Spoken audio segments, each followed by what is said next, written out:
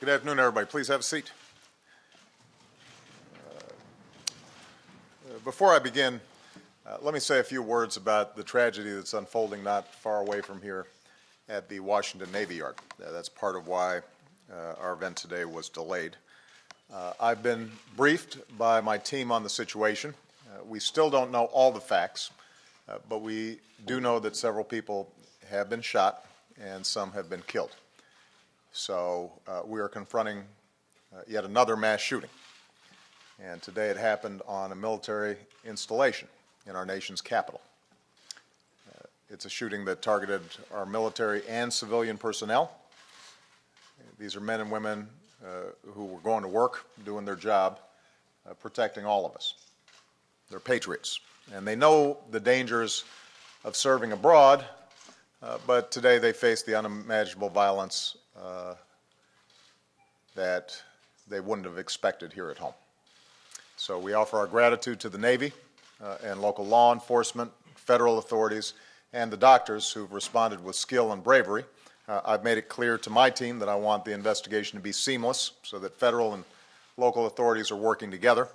And as this investigation moves forward, we will do everything in our power to make sure whoever carried out this cowardly act is held responsible. In the meantime, we send our thoughts and prayers to all at the Navy Yard who've been touched by this tragedy. We thank them for their service. We stand with the families of those who've been harmed. They're going to need our love and support. And as we learn more about the courageous Americans who died today, their lives, their families, their patriotism, we will honor their service to the nation. They helped to make great. And obviously we're going to be investigating thoroughly what happened, as we do so many of these shootings, sadly, that have happened, and do everything that we can to try to prevent them. Now, in recent weeks, much of our attention has been focused on the events in Syria. The horrible use of chemical weapons on innocent people, including children, the need for a firm response from the international community, and over the weekend we took an important step in that direction towards moving Syria's chemical weapons under international control so that they can be destroyed. And we're not there yet, but if properly implemented, this agreement could end the threat these weapons pose not only to the Syrian people, but to the world.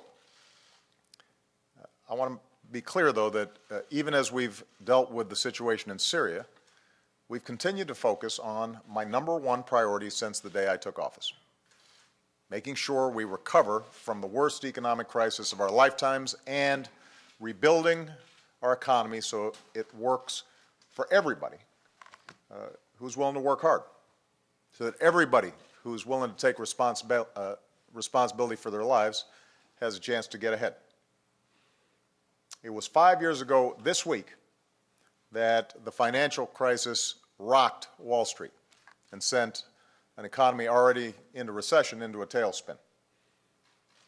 And it's hard sometimes to remember everything that happened during those months, but in a matter of a frightening few days and weeks, some of the largest investment banks in the world failed, stock markets plunged, banks stopped lending to families and small businesses, our auto industry, the heartbeat of American manufacturing, was flatlining. By the time I took office, the economy was shrinking by an annual rate of more than 8%.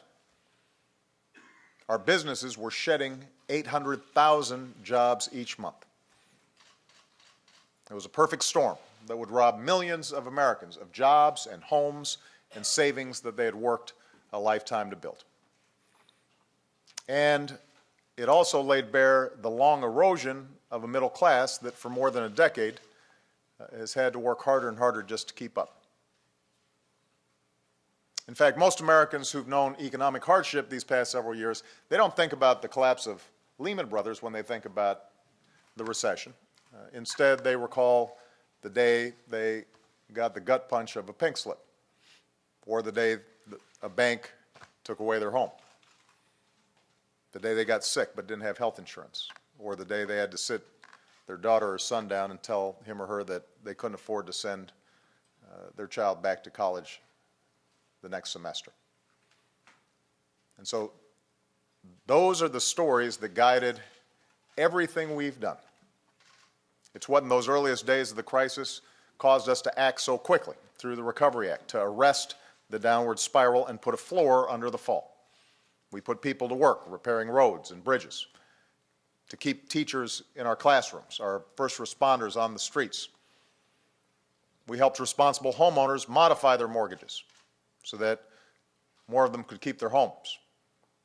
We helped jumpstart the flow of credit to help more small businesses keep their doors open.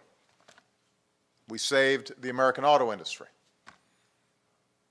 And as we worked to stabilize the economy and get it growing and creating jobs again, we also started pushing back against the trends that have been battering the middle class for decades. So we took on a broken healthcare system. We invested in new American technologies to end our addiction to foreign oil. We put in place tough new rules on big banks, rules that we need to finalize before the end of the year, by the way, to make sure that the job is done. And we put in new protections that crack down on the worst practices of mortgage lenders and credit card companies. We also changed a tax code that was too skewed in favor of the wealthiest Americans. We locked in tax cuts for 98% of Americans. We asked those at the top to pay a little bit more. So if you add it all up, over the last 3.5 years, our businesses have added 7.5 million new jobs. The unemployment rate has come down, our housing market is healing, our financial system is safer. We sell more goods made in America to the rest of the world than ever before. We generate more renewable energy than ever before. We produce more natural gas than anybody. Healthcare costs are growing at the slowest rate in 50 years.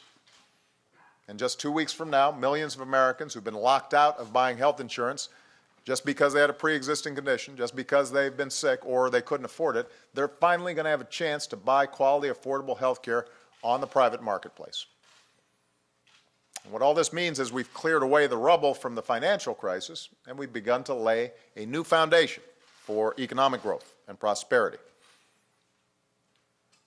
And in our personal lives, I think a lot of us understand that people have tightened their belts, shed debt, refocused on the things that really matter. All of this happened because, ultimately, of the resilience and the grit of the American people. And we should be proud of that. And on this 5-year anniversary, we should take note of how far we've come from where we were 5 years ago. But that's not the end of the story. As any middle-class family will tell you, or anybody who's striving to get into the middle class, we are not yet where we need to be. And that's what we've got to focus on. All the remaining work that needs to be done to strengthen this economy. We need to grow faster. We need more good-paying jobs. We need more broad-based prosperity. We need more ladders of opportunity for people who are currently poor but want to get into the middle class. Because even though our businesses are creating new jobs and have broken record profits, the top 1% of Americans took home 20% of the nation's income last year, while the average worker isn't seeing a raise at all. In fact, that understates the problem. Most of the gains have gone to the top 1/10 of 1%. So in many ways, the trends that have taken hold over the past few decades of a winner-take-all economy, where a few do better and better and better, while everybody else just treads water or loses ground, those trends have been made worse by the recession. That's what we should be focused on. That's what I'm focused on. That's what I know the Americans standing beside me, as well as all of you out there, are focused on. And as Congress begins another budget debate, that's what Congress should be focused on. How do we grow the economy faster? How do we create better jobs? How do we increase wages and incomes? How do we increase opportunity for those who have been locked out of opportunity? How do we create better retirement security? That's what we should be focused on, because the stakes for our middle class and everybody who's fighting to get into the middle class could not be higher. In today's hyper-competitive world, we have to make the investments necessary to attract good jobs that pay good wages and offer high standards of living. And although ultimately our success will depend on all the innovation and hard work of our private sector, all that grit and resilience of the American people, government is going to have a critical role in making sure we have an education system that prepares our children and our workers for a global economy. The budget Congress passes will determine whether we can hire more workers to upgrade our transportation and communications networks, or fund the kinds of research and development that have always kept America on the cutting edge. So what happens here in Washington makes a difference. What happens up on Capitol Hill is going to help determine not only the pace of our growth, but also the quality of jobs, the quality of opportunity for this generation and future generations. The problem is, at the moment, Republicans in Congress don't seem to be focused on how to grow the economy and build the middle class. I say at the moment because I'm still hoping that a light bulb goes off here. So far, their budget ideas revolve primarily around even deeper cuts to education, even deeper cuts that would gut America's scientific research and development, even deeper cuts to America's infrastructure investment, our roads, our bridges, our schools, our energy grid. These aren't the policies that would grow the economy faster. They're not the policies that would help grow the middle class. In fact, they do the opposite.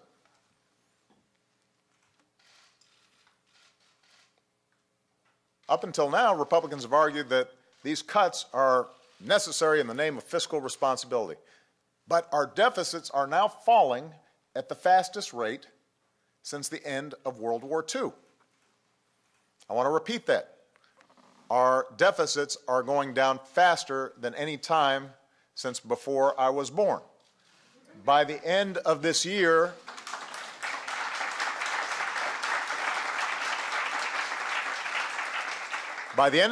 we will have cut our deficits by more than half since I took office. Now, that doesn't mean that we don't still have some long-term fiscal challenges, primarily because the population is getting older and they're using more healthcare services. And so we've still got some changes that we've got to make, and there's not a government agency or program out there that still can't be streamlined, become more customer-friendly, more efficient. So I do believe we should cut out programs that we don't need. We need to fix ones that aren't working the way they're supposed to or have outlived their initial mission. We've got to make government faster and more efficient. But that's not what is being proposed by the Republican budgets. Instead of making necessary changes with a scalpel, so far at least, Republicans have chosen to leave in place the so-called sequester cuts that have cost jobs, harmed growth, are hurting our military readiness. And top independent economists say this has been a big drag on our recovery this year. Our economy is not growing as fast as it should, and we're not creating as many jobs as we should because this sequester is in place. That's not my opinion. That's the opinion of independent economists. This sequester makes it harder to do what's required to boost wages for American workers because the economy is still slack.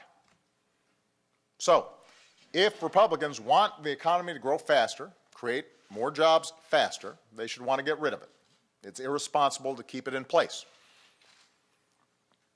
And if Congress is serious about wanting to grow the economy faster and creating jobs faster, the first order of business must be to pass a sensible budget that replaces the sequester with a balanced plan that is both fiscally sound and funds the investments like education and basic research and infrastructure that we need to grow. Now, this is not asking too much. Congress's most fundamental job is passing a budget. And Congress needs to get it done without triggering another crisis, without shutting down our government, or worse, threatening not to pay this country's bills. After all the progress that we've made over these last 4.5 years, the idea of reversing that progress because of an unwillingness to compromise or because of some ideological agenda is the height of irresponsibility. It's not what the American people need right now. These folks standing behind me, these are people who are small business owners, people who almost lost their home, young people trying to get a college education, and all of them went through some real tough times during the recession. And in part because of the steps we took, and primarily because of their courage and determination and hard work, they're in a better place now. But the last thing they're looking for is for us to go back to the same kind of crisis situations that we've had in the past. And the single most important thing we can do to prevent that is for Congress to pass a budget without drama that puts us on a sound path for growth, jobs, better wages, better incomes. Now look, it's never been easy to get 535 people here in Washington to agree on anything. And you know, budget battles and debates, those are as old as the Republic. It's even harder when you have divided government. And right now, you've got Republicans controlling the House of Representatives, Democrats controlling the Senate, Democrat in the White House. So this is always going to be tough. Having said that, I cannot remember a time when one faction of one party promises economic chaos if it can't get 100% of what it wants. That's never happened before. But that's what's happening right now. You have some Republicans in the House of Representatives who are promising to shut down the government at the end of this month if they can't shut down the Affordable Care Act. And if that scheme doesn't work, some have suggested they won't pay the very bills that Congress has already run up,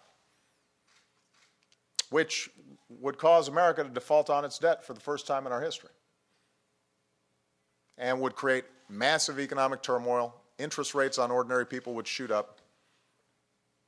Those kinds of actions are the kinds of actions that we don't need. The last time this same crew threatened this course of action back in 2011, even the merest suggestion of default slowed our economic growth. Everybody here remembers that. Wasn't that long ago. Now keep in mind, initially, the whole argument was we're going to do this because we want to reduce our debt.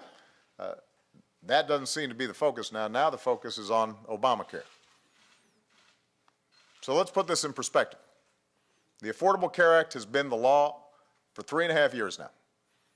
It passed both houses of Congress. The Supreme Court ruled it constitutional. It was an issue in last year's election, and the candidate who called for repeal lost.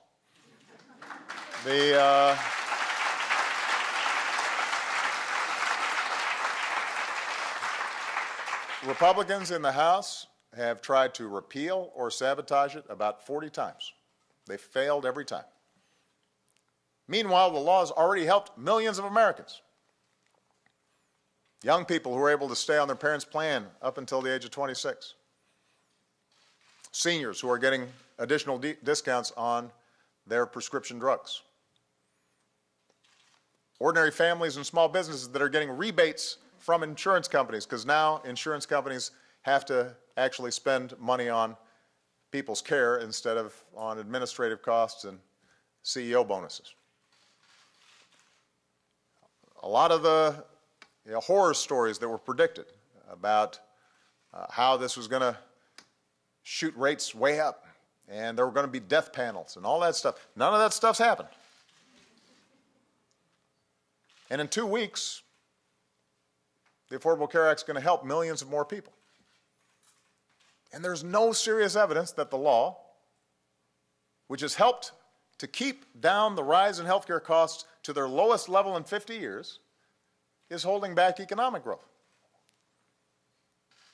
So repealing the Affordable Care Act, making sure that 30 million people don't get health insurance and people with pre-existing conditions continue to be locked out of the health insurance market, that's not an agenda for economic growth. You're not going to meet an economist who says that that's the #1 priority in terms of boosting growth and jobs in this country, at least not a serious economist. And I understand I will never convince some Republicans about the merits of Obamacare.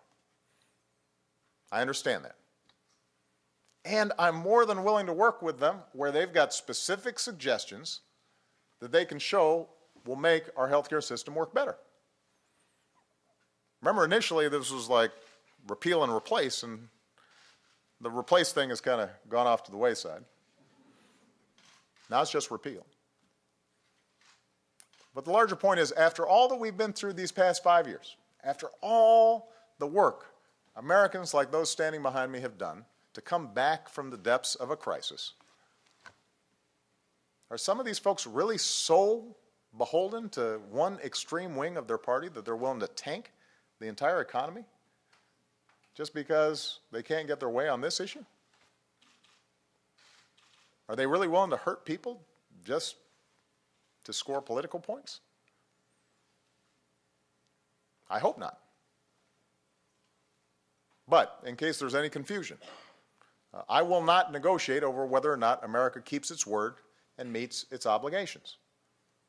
I will not negotiate over the full faith and credit of the United States. This country has worked too hard for too long to dig out of a crisis just to see their elected representatives here in Washington purposely cause another crisis.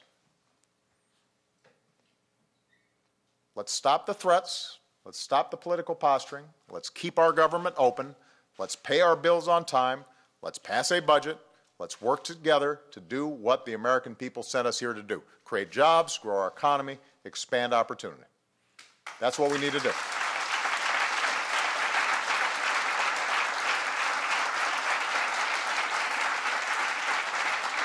And as far as the budget goes, it's time for responsible Republicans who share these goals. And there are a number of folks out there who I think are decent folks. I've got some disagreements with them on some issues, but I think genuinely want to see the economy grow and want what's best for the American people. It's time for those Republicans to step up, and they've got to decide what they want to prioritize. Originally, they said they wanted deficit reduction. As I said before, our deficits are falling fast. The only way to make further long-term progress on deficit reduction that doesn't slow growth is with a balanced plan that includes closing tax loopholes that benefit corporations and the wealthiest Americans at the expense of the middle class. It's the only way to do it. They said that they wanted entitlement reform. But their leaders haven't put forward serious ideas that wouldn't devastate Medicare or Social Security. And I've put forward ideas for sensible reforms to Medicare and Social Security and haven't gotten a lot of feedback yet. They said that they wanted tax reform. Remember, this was just a few months ago. They said, well, this is going to be one of our top priorities, tax reform. 6 weeks ago, I put forward a plan that serious people in both parties should be able to support, a deal that lowers the corporate tax rate for businesses and manufacturers, simplifies it for small business owners, as long as we use some of the money that we save to invest in the infrastructure our businesses need to create more good jobs and good wages for middle-class folks who work at these businesses. My position is, if folks in this town want a grand bargain, how about a grand bargain for middle-class jobs? So I put forward ideas for tax reform. Haven't heard back from them yet. Now, Congress has a couple of weeks to get this done. If they're focused on what the American people care about, faster growth, more jobs, better future for our kids, then I'm confident it will happen. And once we're done with the budget, let's focus on the other things that we know can make a difference for middle-class families.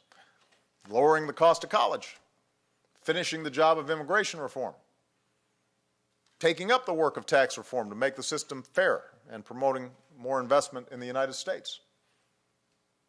If we follow the strategy I'm laying out for our entire economy, and if Washington will just act with the same urgency and common purpose that we felt 5 years ago, then our economy will be stronger a year from now, 5 years from now, a decade from now. That's my priority. All these folks standing behind me and everybody out there who's listening, that's my priority. I've run my last election. My only interest at this point is making sure that the economy is moving the way it needs to, so we've got the kind of broad-based growth that has always been the hallmark of this country. And as long as I've got the privilege of serving as your president, I will spend every moment of every day I have left fighting to restore security and opportunity for the middle class and to give everyone who works hard a chance to get ahead. Thank you, everybody. God bless you. God bless America.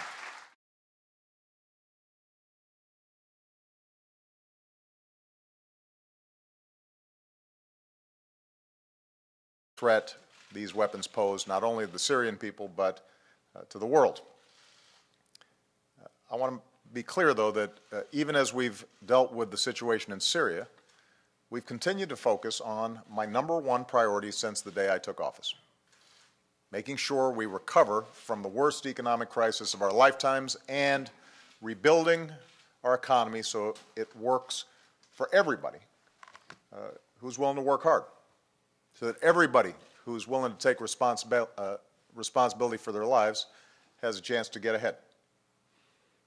It was 5 years ago this week that the financial crisis rocked Wall Street and sent an economy already into recession into a tailspin. And it's hard sometimes to remember everything that happened during those months, but in a matter of a frightening few days and weeks, some of the largest investment banks in the world failed, stock markets plunged, banks stopped lending to families and small businesses, our auto industry, the heartbeat of American manufacturing, was flatlining. By the time I took office, the economy was shrinking by an annual rate of more than 8%. Our businesses were shedding 800,000 jobs each month. It was a perfect storm that would rob millions of Americans of jobs and homes and savings that they had worked a lifetime to build. And it also laid bare the long erosion of a middle class that for more than a decade has had to work harder and harder. Good afternoon, everybody. Please have a seat. Before I begin, let me say a few words about the tragedy that's unfolding not far away from here at the Washington Navy Yard. That's part of why our event today was delayed. I've been briefed by my team on the situation. We still don't know all the facts, but we do know that several people have been shot and some have been killed. So we are confronting yet another mass shooting. And today it happened on a military installation in our nation's capital. It's a shooting that targeted our military and civilian personnel. These are men and women who were going to work, doing their job, protecting all of us. They're patriots, and they know the dangers, their lives, their families, their patriotism. We will honor their service to the nation. They helped to make great, and obviously we're going to be investigating thoroughly what happened, as we do so many of these shootings, sadly, that have happened, and do everything that we can to try to prevent them. Now, in recent weeks, much of our attention has been focused on the events in Syria. the horrible use of chemical weapons on innocent people, including children, the need for a firm response from the international community. And over the weekend, we took an important step in that direction towards moving Syria's chemical weapons under international control so that they can be destroyed. And we're not there yet, but if properly implemented, this agreement could end of serving abroad, but today they face the unimaginable violence that they wouldn't have expected here at home. So we offer our gratitude to the Navy and local law enforcement, federal authorities, and the doctors who've responded with skill and bravery. I've made it clear to my team that I want the investigation to be seamless so that federal and local authorities are working together. And as this investigation moves forward, we will do everything in our power to make sure whoever carried out this cowardly act is held responsible. In the meantime, we send our thoughts and prayers to all at the Navy Yard who've been touched by this tragedy. We thank them for their service. We stand with the families of those who've been harmed. They're going to need our love and support. And as we learn more about the courageous Americans who died today,